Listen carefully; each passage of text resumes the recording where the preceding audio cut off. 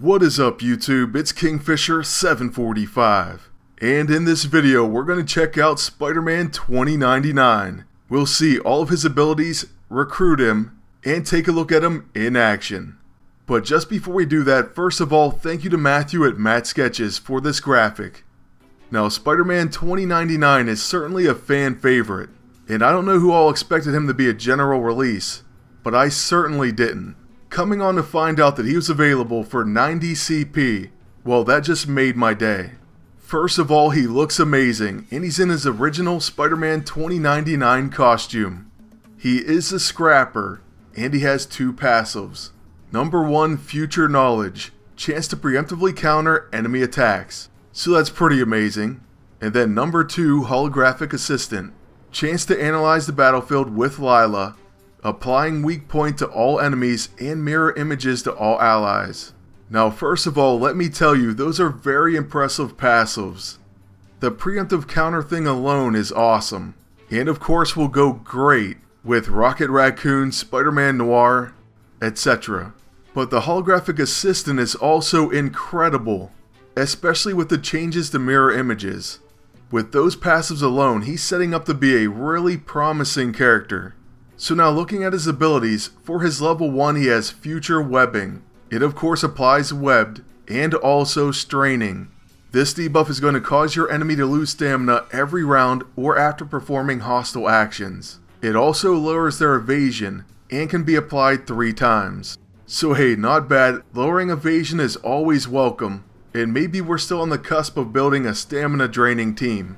Then his level 2, What the Shock, places Envenomed, Bioshock, and Open Wound on one enemy. So they're going to take damage every turn. It reduces attack, then Biofeedback gives them a small chance to lose turn, and of course they'll have a stun and poison on them for any actions that affect those targets. This ability is making me think of Spider-Woman, so maybe a Kurth team up. And also that Open Wound has a chance to apply Ravaged, and up to 3 applications of bleeding. So that's a debuff I really like, and I'm always happy to see it added to new abilities. Next, Miguel's level 6 Jam It is a melee unarmed attack that causes Blindsided, takes additional damage from counterattacks, as well as additional damage from follow-up attacks. So once again, Spider-Man Noir. That is awesome. But that's not all, it also applies Flanked. So can you say an amazing level 6? It's looking like Spidey 2099 may actually be viable, so I can't wait to try him out. Now as far as his level 9, it's called Your History. It's a melee slashing attack that has Exploit Webbing, Exploits Poison, Hemorrhaging Attack, and Snared Target.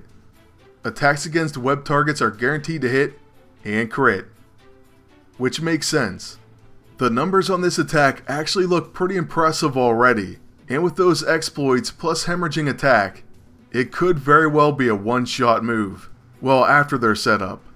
Alright, well next, this is something we do in some special cases, and that's check out their bio. Spider-Man 2099, I think deserves it. In a future, alternate reality, Miguel O'Hara worked for the Alchemax Corporation as a geneticist specializing in gene splicing. When an experiment to imprint new genetic codes went awry and resulted in the test subject's death, Miguel attempted to resign but was secretly drugged by Tyler Stone, the head of Alchemax. Now addicted to Rapture, Miguel would be forced to remain at Alchemax since they were the sole manufacturer of the drug. Miguel decided to risk using the imprinting experiment on himself in order to rid himself of the addiction, instead of being Alchemax's puppet.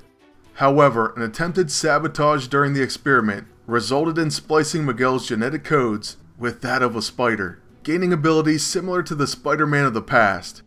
Repurposing an old costume for the Day of the Dead, Miguel became the Spider-Man of 2099, battling Alchemax and Injustice in Nueva York. Alright, so he's epic and his team-ups are plenty, especially with all the spider characters, as we would expect. Now my Spider-Man Noir is already a level 15, and we'll take a look at them as a team-up, most likely in PvP. But for now, we're going to use him with Spider-Gwen. I think they should be a pretty decent team-up together, and they both need to level. We do have an upcoming Spider-Gwen video after all, so the higher her level the better. But here is Spider-Man 2099's recruitment animation, and now we're missing Blizzard. It's pretty crazy we have so much leveling to do. We already need all those level 15s, but we keep gaining new heroes on top of it. Agent, it's an honor to meet you. I mean with all the things you've done in the past. Get it because he's from the future? What things? Wait, what year is it again? I should keep my shocking mouth shut sometimes. Just forget I said anything. Just happy to be aboard. Well, you could tell us who's going to win all the major sporting events, and then we could be rich. Man, that would be awesome. But jumping right into our first fight ever, you can see Spider-Gwen is bigger, but they both have similar poses. And we already got one of his passive procs right on the first attack of the game. So that's impressive, definitely a good early sign. Then after this enemy attack, we'll get to see his first ability, which is also what he used as his preemptive attack. So there's a future webbing and we'll hit the bottom marauder. Oh, and because he preemptively hit an infiltrator, he also got a follow-up attack. Man, so far I'm loving him. Then on Spider-Gwen's turn, we'll use his level 6. But first, we're just checking out future knowledge. That's where he gets that chance to preemptively counter.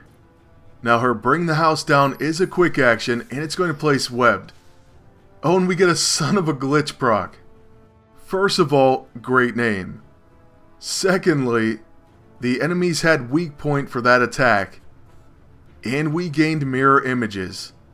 Okay, so far what we found out is Spider-Man 2099 seems to have a high proc rate on his passives. In fact, we just got another son of a glitch on Spider-Gwen's very next attack. Okay, so apparently he can preemptively counter even if they're not hitting him. And he can gain his son of a glitch on his teammates' attacks. This will grant weak point on the enemies and cause the attack to hit much harder.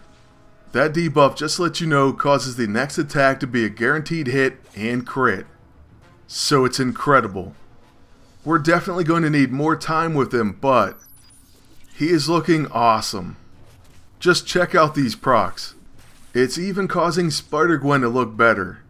Although they did buff her, and I do think she's much better than she was.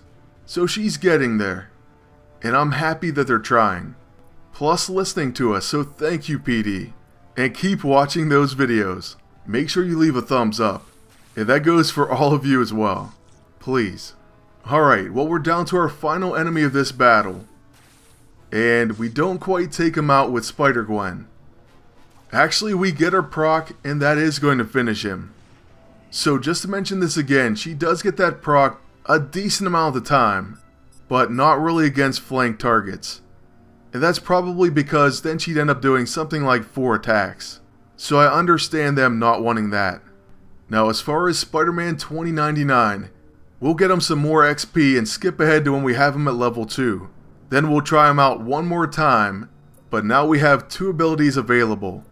So hey, it's going to be twice as exciting. At least I hope so. This time we're fighting another high threat. And first we attack the bottom infiltrator with the Blade of the Guardian.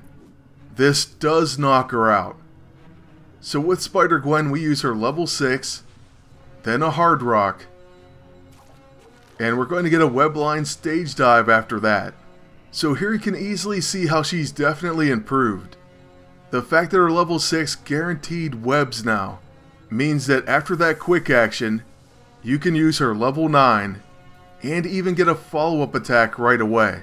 So that's quite a few attacks, and it does add up in damage. Don't worry though, we're going to make sure that Miguel gets to attack. We still have 3 more enemies to go. And after attacking with Spider-Gwen, we do get another son of a glitch proc. Then we hit with the Blade of the Guardian counter, and it's finally time for Spider-Man 2099's level 2. So we'll use a What the Shock on the middle infiltrator. Unfortunately, they're going to protect against it, and so we won't get a follow-up attack just yet. but that was a pretty interesting ability. And now after that, we'll take out the top target, and hopefully it makes it back around to Spidey. First, the enemy infiltrator attacks, then the behemoth is actually stunned. So that was because of our level 2 with Spider-Man 2099. A hard rock from Spider-Gwen will take him down, and now we can use our level 2 and also get our level 1 attack. So at this point, I think it's okay to take her out. Oh, well, in this case, she's actually going to go down to dots. So thank you, Spider-Man 2099. And with that, we conclude our first look at the brand new general release. Fan favorite, Spider-Man 2099 Miguel O'Hara. I'm very excited to have this character in game, and he's amazing right now. So definitely pick him up if you can. And in the meantime, I'm going to continue leveling him, and we'll check back in very soon. That's it for now, but I hope you enjoyed it. I want to thank you all for watching, and ask you to please like, comment, and subscribe. Then until next time, good luck, and take care.